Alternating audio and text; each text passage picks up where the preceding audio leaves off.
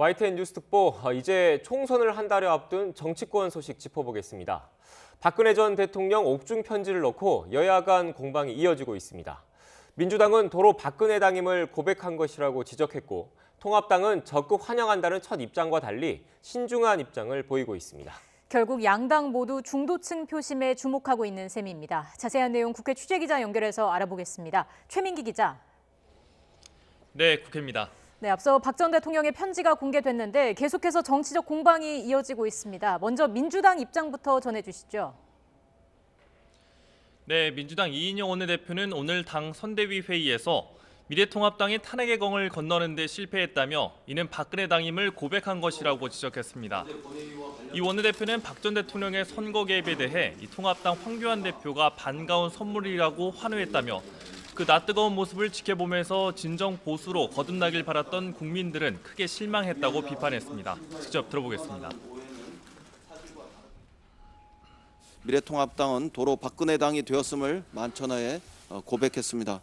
대한민국 보수의 초라한 현실에 안타까운 마음을 전합니다.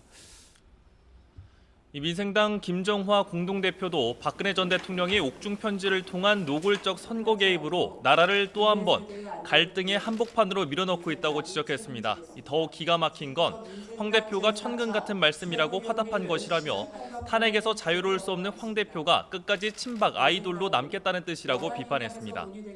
이 미래통합당 아침 회의에서는 공식 입장이 나오지는 않았습니다. 다만 회의가 끝난 뒤 심재철 원내대표가 짧게 입장을 밝혔는데요. 이것도 들어보겠습니다.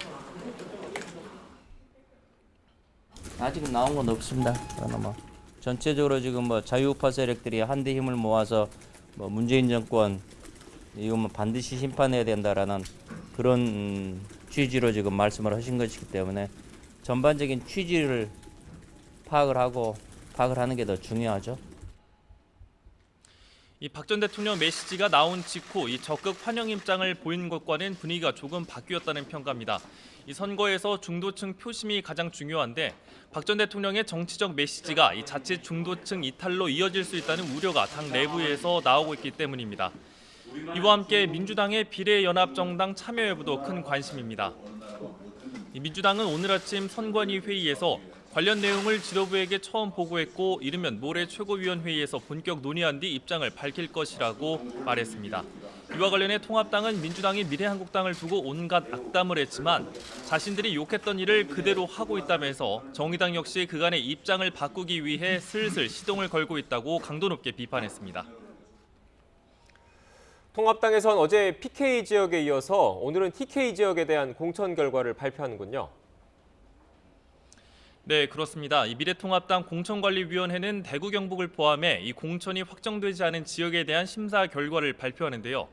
주말인 내일까지 공천 결과의 윤곽이 대체로 공개될 것으로 보입니다. 어제 공관위는 PK 지역 공천 심사에서 홍준표 전 대표와 김태호 전 경남지사를 비롯한 거물급 인사들을 대거 컷오프 시켰습니다. 이 TK 지역도 그에 못지않은 칼바람이 있을 거란 전망인데요. 실제로 김영우 공관위원장이 대구 지역 현역들에게 직접 전화를 돌려 불출마를 권한 만큼 이 상당한 수준의 현역 컷오프가 잇따를 것이란 관측이 줄을 이루고 있습니다. 여기에 앞서 나왔던 박근혜 전 대통령의 보수통합 당부 메시지도 변수입니다. 대구에는 통합하기로 한 조원진 자유공화당 공동대표의 이 지역구도 포함되어 있는 만큼 공관위가 어떤 결론을 낼지도 주목되고 있습니다. 이 대구 경북 지역은 앞서 진박 간별 논란 등 2016년 20대 총선에서 이 새누리당의 공천 파동 진원지였던 만큼 이 정치권 전체가 이번 공천 결과에 촉각을 곤두세우고 있습니다. 네, 그리고 오후에는 본회의가 열리는 거죠? 네, 그렇습니다. 이 본회의는 여야 합의대로 오늘 오후 4시에 열립니다. 여야는 어제 국회 파행으로 미처 처리하지 못한 법안 160건을 다루게 되는데요. 이로써 어제 통과하지 못했던 타다금지법도 이 본회의 문턱을 넘을 것으로 보입니다. 그리고 인터넷 은행법에 예상치 못한 부결로 어제 국회 파행을 빚은 데 대해 민주당 이인영 원내대표가 회의석상에서 공개 사과했습니다. 이 원내대표는 개개인 소신의 투표가 만든 결과였지만 매우 미안하게 생각한다며 유감스러운 결과라고 말했습니다. 오늘 본회의가 열리면 국회가 다시 제출을 요구한 이 선거구 획정위의 획정안도 최종 처리할 예정입니다. 이 획정위의 획정 논의는 오후에 다시 재개가 됐는데요. 획정위 회의가 길어지고 있어서 오후 4시로 예정된 본회의 일정보다 상당히 많이 지체돼 국회에 제출될 것으로 전망됩니다.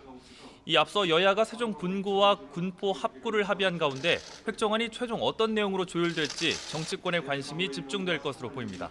지금까지 국회에서 YTN 최민기입니다.